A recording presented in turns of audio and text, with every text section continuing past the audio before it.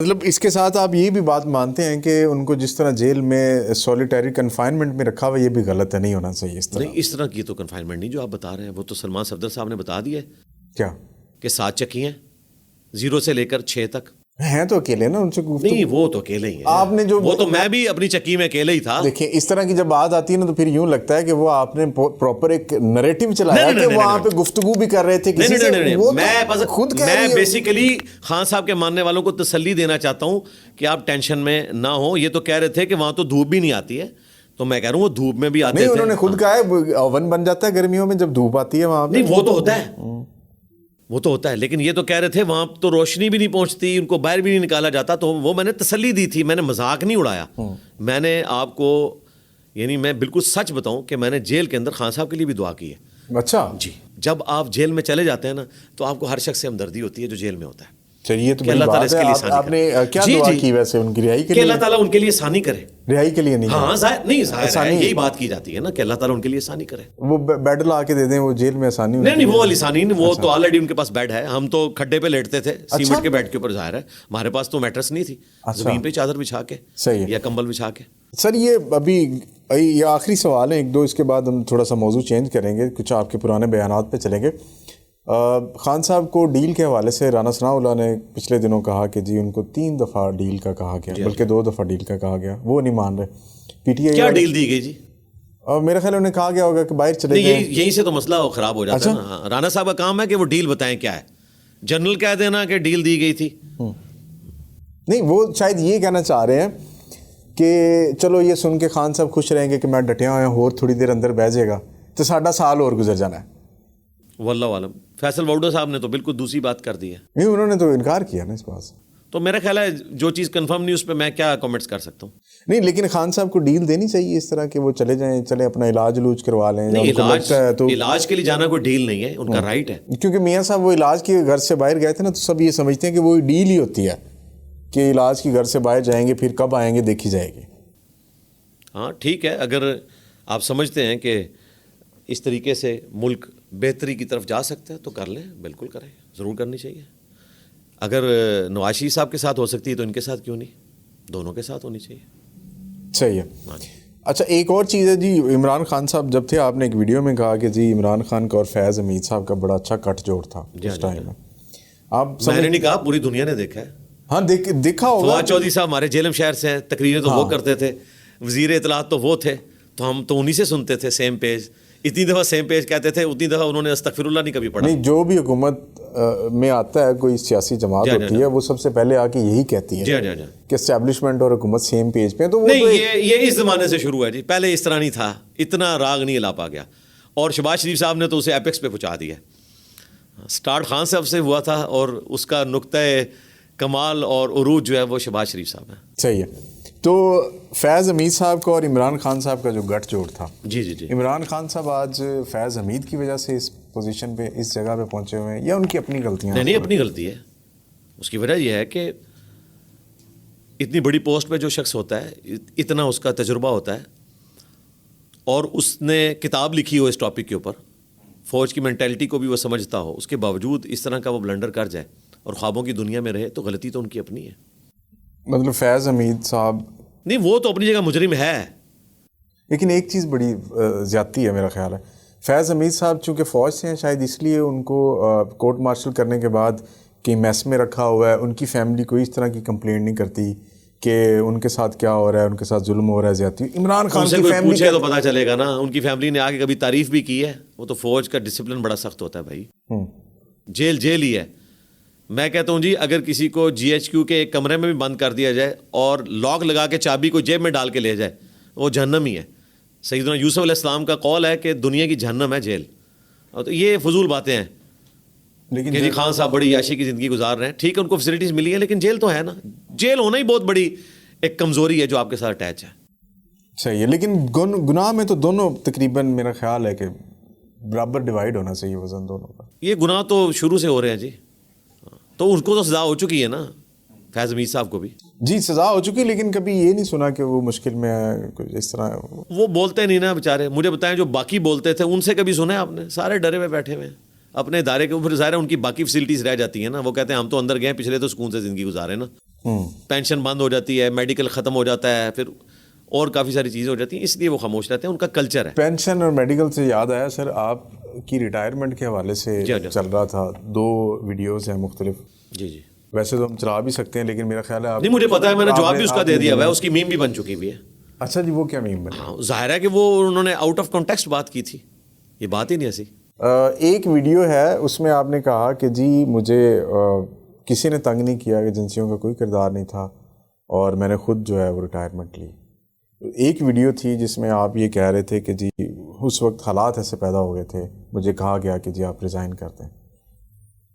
تو یہ 2 ایک طلحہ بھائی والی ویڈیو تھی نا جس میں میں نے کہا کہ اسٹیبلشمنٹ کی وجہ سے میری نوکری چلی گئی, ہاں جی, یعنی مجھے جبری ریٹائرمنٹ لینی پڑی.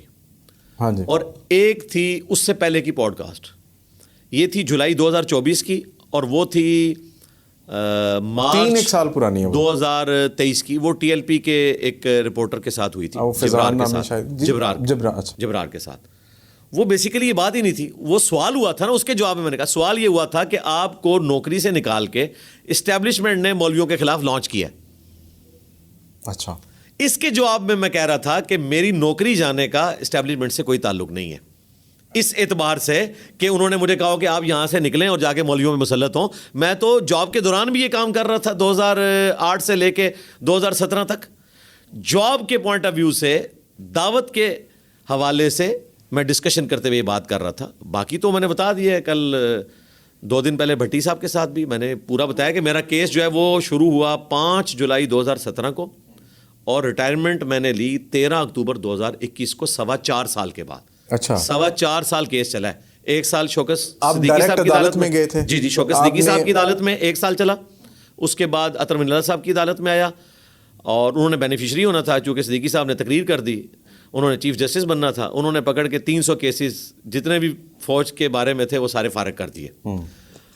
اس کے بعد پھر یہ سلسلہ اس طریقے سے چلتا رہا. پھر ایک دفعہ مجھے بلوایا بھی, جو میری اپیل تھی اپنے ادارے میں, اور ادھر جا کے انہوں نے بہانہ رکھا کہ جی آپ جو ہیں پبلک فگر بن چکے ہیں. میں نے کہا آپ نے تو 2017 26 ستمبر کو میرے گھر ریڈ کروایا ہے, 100-150 فوجی میرے گھر میں گھس گئے تھے, مجھ پہ الزام تھا کہ میں داعش کے لیے بندے بھرتی کر کے بیچتا ہوں. یہ وہ آپ کے پیرنٹ ڈپارٹمنٹ تھا جو؟ جی ظاہر ہے, وہ ایک فوج کے انڈر ہی آتے ہیں نا ہمارے سارے اٹامی انرجی کے ادارے. تو میں نے کہا وہ تو الزام جھوٹا ثابت ہو گیا, وہ تو آپ کے آفیسر خود مان کے گئے تھے, اور میں نے کہا تھا کورٹ میں جا کے بتائیں, اور انہوں نے آج تک نہیں بتایا. جی ایم تھے غالباً. ہاں جی, جی ایم ٹیکنیکل. تو انہوں نے کورٹ میں کیا بتانا تھا, اپنی غلطی سے تو توبہ کوئی نہیں کرتا. انہوں نے کہا آپ پبلک فگر بن چکے ہیں. میں نے کہا وہ تو میں اب بناؤں نا, پبلک فگر تو میں اب بناؤں. جس طرح نواز شریف صاحب نکلے تو وہ پاپولر ہوئے, عمران خان صاحب نکالے گئے تو پاپولر ہوئے, تو میں تو اب پاپولر ہوں 2017 سے 20 کے درمیان. تو اب آپ یہ بہانہ لگا رہے ہیں, حالانکہ آپ نے مجھے جبری ریٹائرمنٹ جس بنیاد پہ آفر کی تھی وہ تو میری سیکیورٹی آپ نے ریووک کی تھی, تو آپ میرے اوپر ایک سٹگما لگا رہے ہیں اس حوالے سے. اچھا, اب میں ایک لیکن وہ میں بات مکمل کر لوں, تو وہ سٹگما آپ دھوئیں, نہیں دھویا. پھر انہوں نے کہا کہ اب آپ کا جو قد کاٹ ہے وہ تو ادارے سے بھی بڑا ہو چکا ہے. تو پھر میں نے کہا چلو یار اب کیا کریں, اب میرے پاس کوئی اور چارہ ہی نہیں ہے. تو پھر میں نے ایز اے لاسٹ ریزارٹ وہ لی. آپ میں ایک ماننا کاروائی یا سروس ٹریبیونل میں کیوں نہیں گیا ڈائریکٹ؟ وہ ہم نہیں جا سکتے. اس کی کیا وجہ؟ اس کی وجہ ہے کہ ہمارے ڈیفنس کے ادارے ہیں نا. اچھا, ہم ہائی کورٹ میں جاتے ہیں. ہاں, وہ عام سرکاری ادارے والے وہاں جا سکتے ہیں. ٹھیک ہے. ہاں جی, ہمیں جو ہے ہائی کورٹ میں ہی جانا پڑتا ہے. ٹھیک ہے سر. آپ کی سر کچھ پرانی ویڈیوز میں نے دیکھی انٹرویو سے پہلے بھی, خیر سنتا رہتا ہوں میں تو آپ کو اکثر, چشتی رسول اللہ اور تھانوی رسول اللہ, شبلی رسول اللہ, صادق رسول اللہ, کافی سارے ہیں یہ. اچھا, یہ نریٹو اتنا کوئی اوپن نہیں ہے, میں نے صرف آپ کے منہ سے یہ چیزیں سنی ہیں. ویسے دیگر علماء کرام یا پرچار کرنے والے, تبلیغ کرنے والے, ممبر پہ بیٹھنے والے لوگ اس طرح کی میں نے نہیں سنے کبھی ان سے. آپ نہیں ہیں, میرے پاس ہیں, میں نے وہ نکالے بھی ہوئے, اس کے پرنٹ بھی نکالے ہوئے. وہ الامداد ہے, ایک بحث, کیا نام ہے اس کا؟ جی, الامداد رسالہ ہے, اس کے بعد بہشت ہے, سبق نابل ہے. بھائی میں نے تو پرنٹ نہیں کی کتابیں, یہ لوگ پرنٹ کر کے کمائیاں کھا رہے تھے. اور پھر مفتی حنیف قریشی صاحب نے 2009 میں مناظرے میں چشتی رسول اللہ کا دفاع کیا ہوا ہے, اور وہ مناظرہ پاکستان کی ہسٹری میں چند جو وائرل ہوئے تھے مناظرے, ان میں سے ایک تھا 2009 میں. اچھا, تو ہم نے کوئی غار سے چیزیں دریافت نہیں کی ہیں, یہ آلریڈی ایگزسٹ کرتی تھی, اور مجھے تو بچپن سے پتا تھا. وہ ایک آدھی چیز ہے کہ ہر جگہ پہ تو نہیں ہے نا, ہر بندہ ظاہر ہے سوشل میڈیا اب آیا ہے نا, کئی چیزیں کہاں پہ مثال کیا, مثال کے طور چشتی رسول اللہ کسی اور کتاب میں اس کا ذکر ہو, حشد بیش کے اندر موجود ہے. نہیں ایک نہیں نا, سنتے جائیں نا, حشد بیش کے اندر موجود ہے. ایک یہ ہے الامداد, سنتے جائیں نا, سبا سنابل کے اندر موجود ہے. اچھا, اس کے بعد الامداد رسالے میں یہ موجود ہے, حشد بیش میں شبلی رسول اللہ موجود ہے. تو یہ تو کئی ایک کتابوں کے اندر موجود ہے. سب سے بڑی بات ہے کہ جو لوگ اس کے کسٹوڈین ہیں نا, وہ اس کے دفاع میں مناظرے لڑ رہے ہیں, تو کتابیں تو دیکھنے کی ضرورت ہی نہیں ہے, کوئی للو پنجو نہیں. اب مفتی حنیف قریشی صاحب کوئی للو پنجو تو نہیں ہے, اگر وہ مناظرہ لڑ رہے ہیں تو اب ہمیں یہ ڈھونڈنے کی ضرورت نہیں کہ لکھا کہاں ہوا ہے, وہ تو میں نے پبلک کو بتا دیا نا. لوگوں نے کہا یار چشتی رسول اللہ کا دفاع کیسے کر رہا ہے معرفت کے نام پہ. کل تک تو یہ کہتے تھے با خدا دیوانہ باش با محمد ہوشیار, کہ دیوانگی اللہ کے لیے چلے گی, محمد کے لیے دیوانگی نہیں چلے گی, وہ کلمات کفر ہوں گے. لیکن اب مفتی صاحب چینج ہو گئے ہیں, وہ کہتے ہیں کتابیں بدل گئی ہیں اور ہم ان کو کلمات کفر کہتے ہیں. اور مفتی صاحب نے ہمارے جو بھائی ہیں اویس ربانی صاحب, ان کی پوڈ کاسٹ میں کہا کہ آج معین الدین چشتی ہمارے سامنے موجود ہوتے, اچھا, تو ہم ان سے کہتے آپ نے یہ کہلوایا ہے, اور اگر وہ مان لیتے تو ہم ان پہ کفر کا فتویٰ دیتے. تو میں نے کہا ان سے پوچھو کہ 2009 میں تو تم کہہ رہے تھے کہ یہ معرفت کی بات ہے, اور آج کہہ رہے ہو فتویٰ دیتے. پیر میر علی شاہ صاحب نے دفاع کیا ہوا ہے تحقیق الحق فی کلمت الحق کے اندر, وہ تو ایک عالم دین بھی تھے, ان سے بڑا کون ہے؟ بڑی گدی تھی ان کا, تو بڑی گدی بھی اور عالم دین. دیکھیں وہ نیری گدی نہیں ہے, اہل علم ہے, اہل علم, ٹھیک ہے, اہل علم آدمی. 1937 میں فوت ہوا ہے پیر میر علی شاہ صاحب, وہ تحقیق الحق فی کلمت الحق کے اندر دفاع کر کے گئے معرفت کے نام کے اوپر, کیونکہ غلام احمد قادیانی دجال کو جواب دینا تھا, ان کا ہم اثر تھا, تو چشتی رسول اللہ کا انہوں نے دفاع کیا ہوا ہے. ان کے تو کلمی نسخے موجود ہیں. ٹھیک ہے, وہ کچھ چیزیں ہوتی ہیں, لیکن بخاری شریف میں بھی کوئی ایسی کافی حدیث ہیں. کوئی ایسی نہیں ہے, یہ ان کی کوئی لائیں تو میں جواب دے دیتا ہوں, بتائیں. کوئی ایسی چیز نہیں بخاری شریف میں, صرف محمد رسول اللہ کا ذکر ہے, لیکن وہ اس طرح کی چیزیں منسوخ کوئی ایسی نہیں, کوئی ایسی بات نہیں ہے. ایک چیز انہوں نے نکالی تھی, وہ بھی آؤٹ آف کانٹیکسٹ نکالی تھی. وہ یہ تھی کہ نبی اسلام پہ جب وہی کے پیریڈ میں ڈیلے آیا تو آپ نے اپنے آپ کو پہاڑ سے گرانے کی کوشش کی. ٹھیک ہے, تو حضرت جبرائیل علیہ السلام سامنے آ گئے. وہ کہتے ہیں بخاری میں لکھا ہے کہ نبی نے خودکشی کی کوشش کی. یہ ایک دفعہ خان صاحب نے بھی اپنی ویڈیو میں بیان کیا تھا, حالانکہ لکھا ہوا ہے بخاری میں. تو ہم نے بتایا کہ یہ بخاری میں حدیث نہیں ہے, یہ ایک تابعی ابن شہاب زہری کا قول ہے فی ما بلغنا کے ساتھ, اور یہ اس کا اندراج ہے, یہ حدیث کے الفاظ نہیں ہے. اس کے باوجود اگر کوئی اسے حدیث بھی ماننا چاہے تو اس میں گستاخی نہیں ہے. اس سے بڑی بات قرآن میں لکھی ہوئی ہے کہ اس عورت نے یوسف کا قصد کیا, یوسف بھی کر لیتا اگر اپنے رب کی برہان نہ دیکھتا. تو آپ یہ سوچ سکتے ہیں کہ یوسف بھی بدکاری کر لیتا اگر اللہ کی نشانی نہ دیکھتا, تو کوئی توہین نہیں. یہاں پہ بھی ہے کہ نبی الاسلام بھی خودکشی کر لیتے اگر حضرت جبرائیل علیہ السلام کو سامنے نہ دیکھتے, تو اس میں توہین ہی کوئی نہیں. اچھا چلیں, ایک حدیث میں آپ کے سامنے رکھتا ہوں, جی رکھیں, آپ کو سمجھ لگے تو آپ پڑھ دیجئے گا, نہیں تو آپ اسے دیکھ کے جی آپ پڑھیں نا سر, آپ کے سامنے نہیں, میری نظر کا مسئلہ ہے, مجھے بڑی رائٹنگ منگوا لیتے ہیں, ادھر ہی پڑھی. نہیں آپ پڑھنا نہیں چاہ رہے ہوں گے نا. نہیں ایسی کوئی بات نہیں ہے, چونکہ اتنا ہی. ہاں تو یہ تو مشہور ہے, میں نے بیان بھی کیا. ایک لونڈی مدینہ کی لونڈیوں میں سے آپ کا ہاتھ پکڑ لیتی اور اپنے کسی بھی کام کے لیے جہاں چاہتی آپ کو لے جاتی. بالکل, یہ بخاری میں بھی ہے, مسلم میں بھی ہے, اور ایک طریق کے اندر موجود ہے کہ وہ مدینہ کی ایک ایسی عورت تھی کہ جس کے بارے میں تھا کہ اس کو کوئی ذہنی مسئلہ ہے. جس طرح محلے میں بوڑھیاں ہوتی ہیں نا, کوئی تھوڑا سا کسی کا ذہن ہٹا ہوا ہو, تو نبی علیہ السلام نے ان کے ساتھ شفقت فرمائی. بالکل ٹھیک ہے, یہ تو ہمارے نبی علیہ السلام کا حسن اخلاق ہے. آپ نے کہا کہ تم مدینہ کی جس گلی میں مجھے بلاؤ گی میں تمہاری بات سنوں گا. تو آپ امت کے روحانی باپ بھی ہیں, پلس اس طرح کی جو غریب عورتیں تھیں. اب کئی عورتیں ہیں, میں آپ کو بتاؤں, میں اپنے محلے میں جب کبھی کوئی عورت میرے سامنے آتی میں خود سلام میں پہل کرتا ہوں, نبی علیہ السلام بھی کرتے تھے.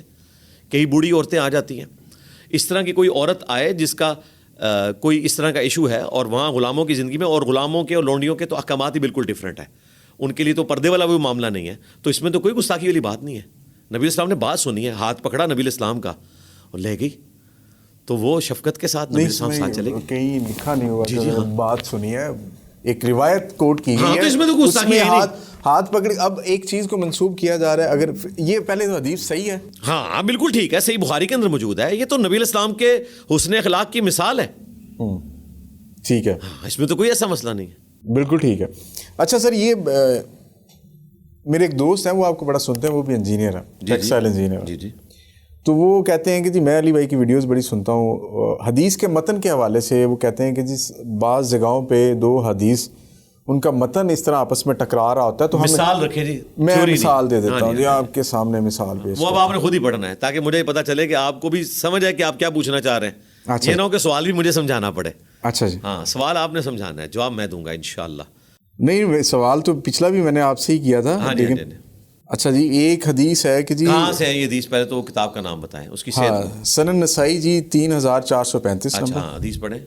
حضرت طاؤس سے منقول ہے کہ حضرت ابو صحابہ حضرت ابن عباس رضی اللہ تعالیٰ عنہ کے پاس آئے اور کہا کیا آپ جانتے ہیں کہ بیک وقت 3 طلاقیں رسول اللہ صلی اللہ علیہ وسلم اور حضرت ابوبکر رضی اللہ تعالیٰ عنہ کے دور مبارک میں نیز حضرت عمر رضی اللہ تعالیٰ عنہ کے ابتدائی دور میں ایک طلاق سمجھی جاتی تھی. جی جی جی ٹھیک ہے جی. ایک انہوں نے پھر ایک اور حدیث دی ہے, یہ تو مسلم شریف میں بھی ہے یہ حدیث. جی جی ہاں جی مجھے پتا ہے. ہاں اس میں سے کیا نکالنا جی.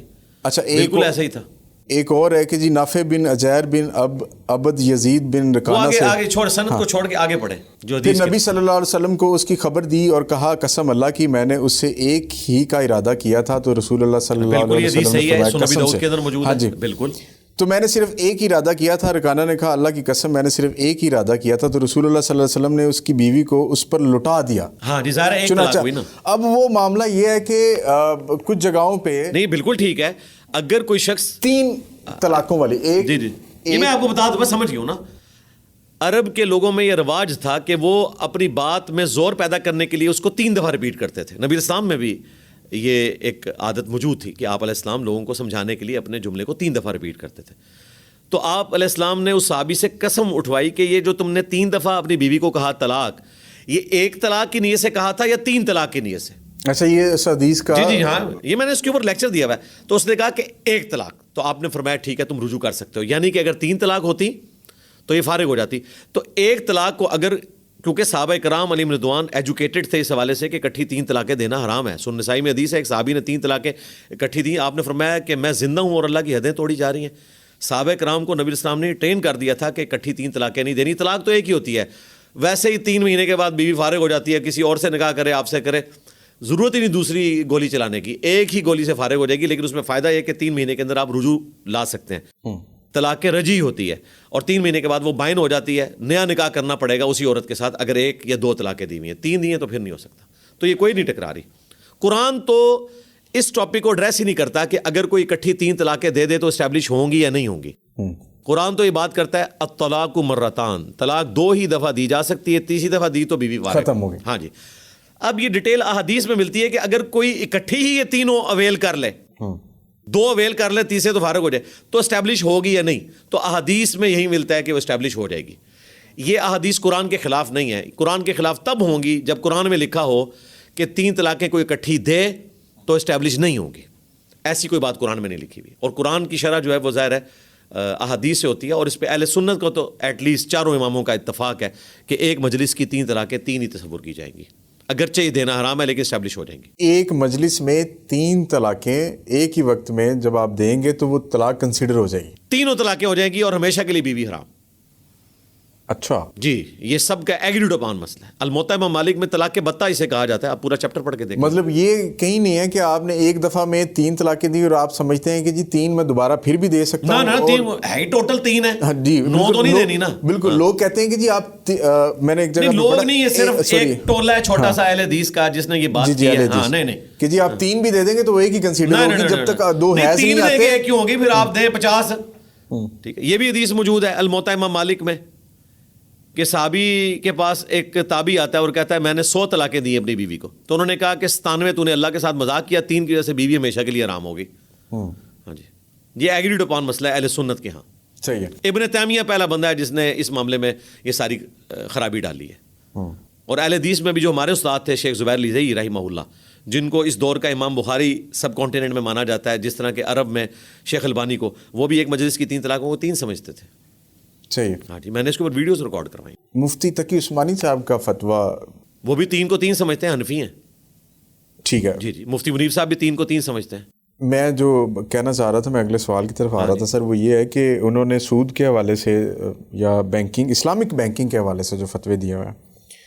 اب لوگ یہ کہتے ہیں کہ جی ہمیں تو بینکنگ کا اتنا ان ڈیپتھ نالج نہیں ہے. جی جی جی. اب اسلامک بینکنگ میں جو چیزیں بینک کرتا ہے وہ جو بندہ ایک پراپر فائنانس کی ایجوکیشن لے گا یا اکنامکس پڑھے گا تبھی اس کو پتہ چلے گا کہ بینک اس کے پیسے کے ساتھ کیا کر رہا ہے. ایک دفعہ 2019 کی بات ہے, تقی عثمانی صاحب نے ایک ٹویٹ کی تھی ڈالرز کے حوالے سے کہ ڈالر ذخیرہ کرنا اور ان کو رکھنا پھر مہنگا کر کے بیچنا یہ گناہ ہے, یہ جرم ہے, یہ حرام ہے. اچھا, بلیک مارکیٹنگ کے پوائنٹ آف ویو سے انہوں نے بات کی ہوتی, ویسے تو نہیں رکھنا حرام, ورنہ تو سونا بھی حرام ہو جائے گا. بلیک مارکیٹنگ کی بات کی ہوگی کہ سارا ڈالر اٹھا لے اور کوئی بلیک مارکیٹنگ کرے تو ویسے کون کرنسی رکھنے کو حرام کہہ سکتا ہے؟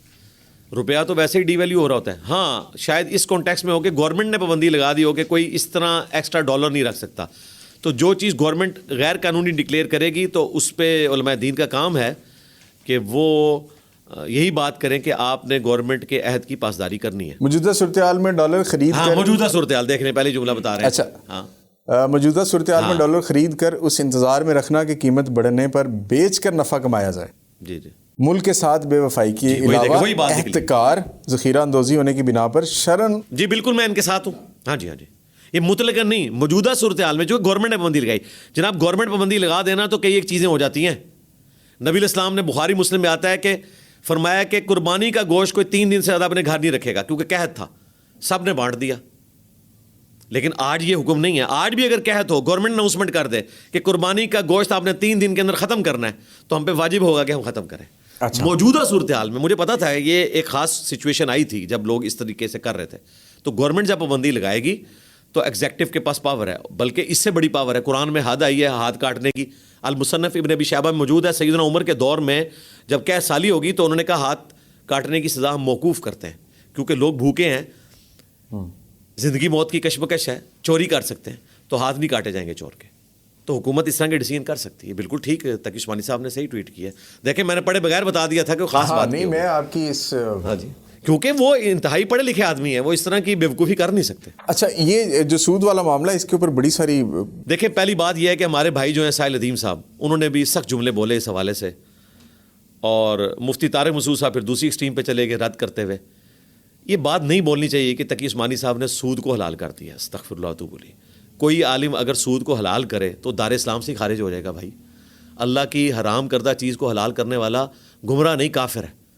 ان کو اپنی قبر کی فکر نہیں ہے, وہ بیسیکلی اس کو سود مانتے ہی نہیں ہیں, اور ہم ان کے ساتھ ہیں. میں نے ان کی ساری کتابیں پڑھی ہیں, اور میرا خیال ہے اکنامکس کے پوائنٹ آف ویو سے, فائنانس کے پوائنٹ آف ویو سے علماء دین میں جتنا نالج تقی عثمانی صاحب کے پاس ہے, اور انہوں نے کتابی شکل میں اس کو کئی کتابوں کی شکل میں لکھا ہے, انگریزی میں بھی ہیں, اردو میں بھی ہیں, ایون عربی میں بھی. میں نے وہ ساری کتابیں کئی سال پہلے منگوا کے پڑھی تھی, اور میں نے پھر اس کے اوپر ورڈک دی تھی کہ تقی عثمانی صاحب کے ساتھ ہم ایگری کرتے ہیں. ونس کموڈٹی انوالو ہو جائے گی تو سود نہیں رہے گا. سود کی بیسک ڈیفینیشن ہے پیسے کے بدلے پیسہ. اسی لیے آپ دیکھیں اسلامک بینک والے آپ کو پرسنل لون نہیں دیتے. پرسنل لون میں پیسے کے بدلے پیسہ آئے گا, وہ ہمیشہ کموڈٹی کے اگینسٹ دیتے ہیں.